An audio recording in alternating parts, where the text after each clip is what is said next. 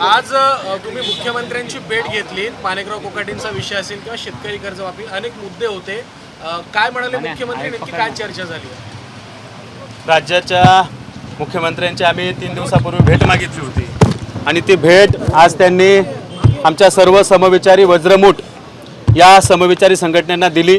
त्यांच्याकडे आम्ही मागण्या केल्या होत्या की राज्यामध्ये आमच्या सामाजिक चळवळीतील जे पदाधिकारी आहेत, विजयकुमार घाडगे पाटील असतील, प्रवीणदादा गायकवाड असतील, यांच्यासह अनेक संघटनांवर जे प्राणघातक हल्ले विचारपूर्वक केले जातात, त्या आरोपींना टेबल जामीन होतो। त्या ठिकाणी रात्रीच्या वेळी त्यांच्यासाठी मखमली चादर पसरून त्या ठिकाणी जामीन दिले जातात।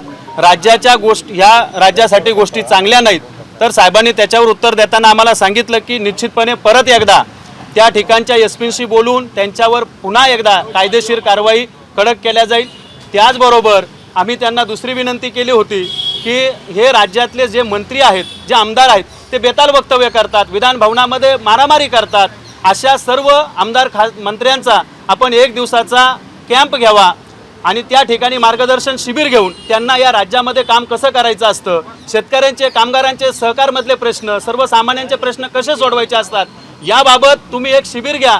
त्यासाठी सुद्धा त्यांनी अनुकूलता दाखवली आणि त्यांनी सांगितलं की नक्कीच मी या संदर्भात सुद्धा काल सगळ्या मंत्र्यांना स्ट्रिक्ट वॉर्निंग दिलेली आहे की आपल्या वक्तव्याने काय अडचणी होतात, आपल्या वक्तव्यामुळे किती त्रास होतो। कारण हे बोलून जातात, आमच्यासारख्या संघटना त्या ठिकाणी आंदोलन करायला जातात आणि त्या ठिकाणी त्यांच्या पक्षांचे कार्यकर्ते सामूहिक संघटित होऊन आमच्या कार्यकर्त्यांवर प्राणघातक हल्ला करतात। हे काय योग्य नाही। राज्याच्या मुख्यमंत्र्यांनी त्याच्याबाबत दखल घेतलेली आहे।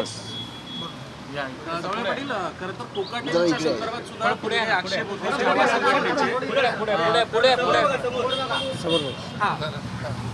कृषी मंत्र्यांच्या संदर्भात सुद्धा काही आक्षेप होते। खरं तर त्यांच्या वर्तनाच्या संदर्भातलं निवेदन देतानाच खरं तर तुमच्या प्रदेशाध्यक्षांना मारहाण झाली होती।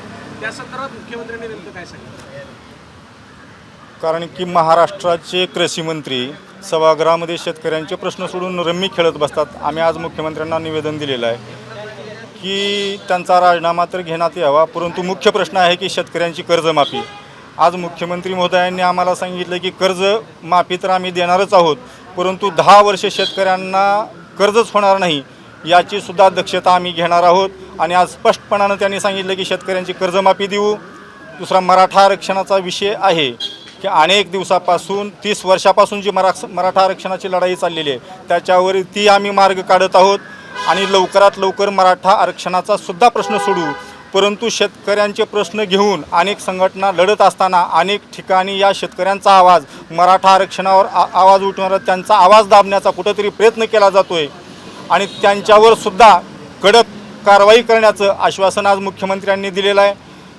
परंतु येणाऱ्या काळात मुख्यमंत्री महोदय हे आश्वासन पाळतील, अन्यथा 9 ऑगस्टपासून आम्ही महाराष्ट्रामध्ये जनजागृती मोर्चे आणि आंदोलनं चालू करणार आहोत। जोपर्यंत आमच्या मागण्या पूर्ण होणार नाहीत तोपर्यंत ही आमची आंदोलनं चालू राहतील आणि कायदा सुव्यवस्थेचा प्रश्न जर निर्माण झाला तर त्याला सरकार जबाबदार राहील। म्हणून शेतकऱ्यांच्या आत्महत्या थांबवायच्या असतील, मराठा समाजाला जर न्याय द्यायचा असेल तर सरकारनं लवकरात लवकर या मागण्याचा विचार करावा आणि शेतकऱ्याला आणि समाजाला न्याय देण्यात यावा।